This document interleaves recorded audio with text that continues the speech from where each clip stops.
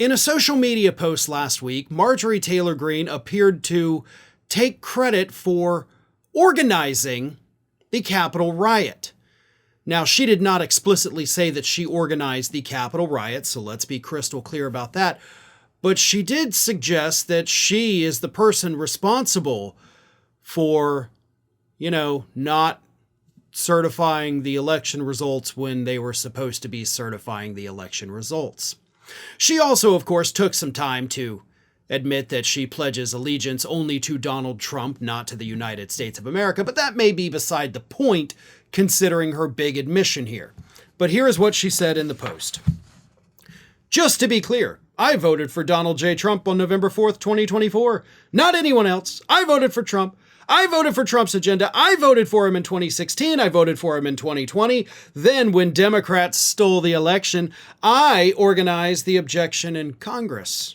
I organized it, and we followed through on January 6, 2021.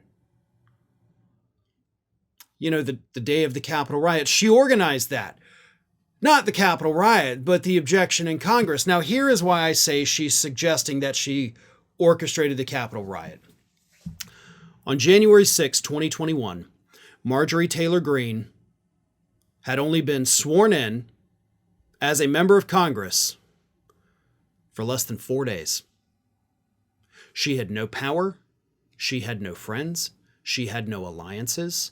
She didn't even have committee assignments. So how can somebody who had spent less than a week in Washington, D.C., have organized Republicans in that body who didn't even know who the hell she was to object to the certification of the 2020 election results? That's not possible. And that's also not how it went down. She was not one of the people who organized the resistance to the certification of the 2020 election results. That simply didn't happen.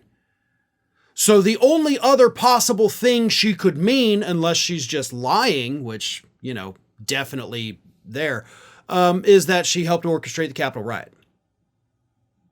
That you would have had time to do. You didn't have time to meet and greet with everybody in Washington, D.C., your fellow Republican members of Congress, and get them to vote against it. And again, you had no sway, you had no pull, you had no committee assignments yet. And then, of course, they were quickly taken away from you. But you get the point? She'd been there for less than a week. She was not in any position to organize her fellow Republicans, some of whom had been there for more than 3 decades. That is not believable. So her suggestion, based on it can't be this, so it has to be this, would be maybe she helped orchestrate the Capitol riot. Now, do I think she helped orchestrate the Capitol riot? Absolutely not. She's just very stupid and chooses her words very poorly. That's why it came out the way it did. She didn't orchestrate the Capitol riot any more than she orchestrated the opposition to certifying the election results in Congress. She's just a big old liar who previously in the Post, of course, admitted that her loyalty is not to the United States or the Constitution. It's just to Donald Trump.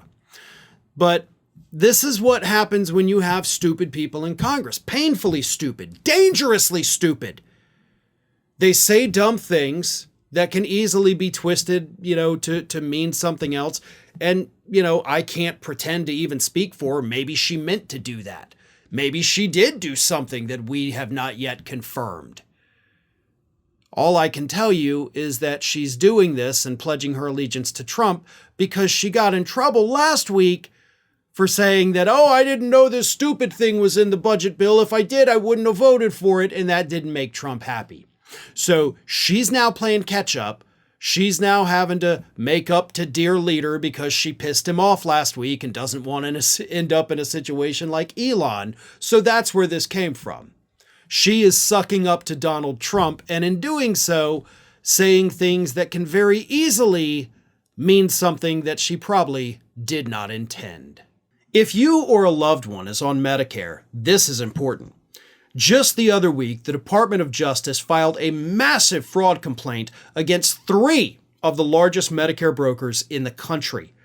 According to the DOJ, these brokers misled seniors, claiming to offer unbiased help while secretly steering them to insurance plans that paid the highest kickbacks. Not the best plan, not the right plan, just the most profitable one.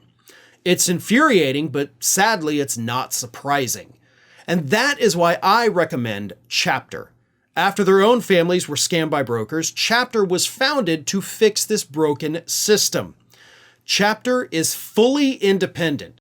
They are the only national advisors that search every Medicare plan available to find the one that actually fits your needs. They advocate for you, not the insurance company. No steering, no pressure, just ethical, honest help at no cost to you. So if you want help with Medicare, give Chapter a call by calling the number on the screen. You'll talk to a real person who'll help you figure out exactly which plan is right for you. Chapter has saved the average senior over $1,000 a year, and they are a free resource for my audience. Call Chapter today or go to askchapter.org/Farron.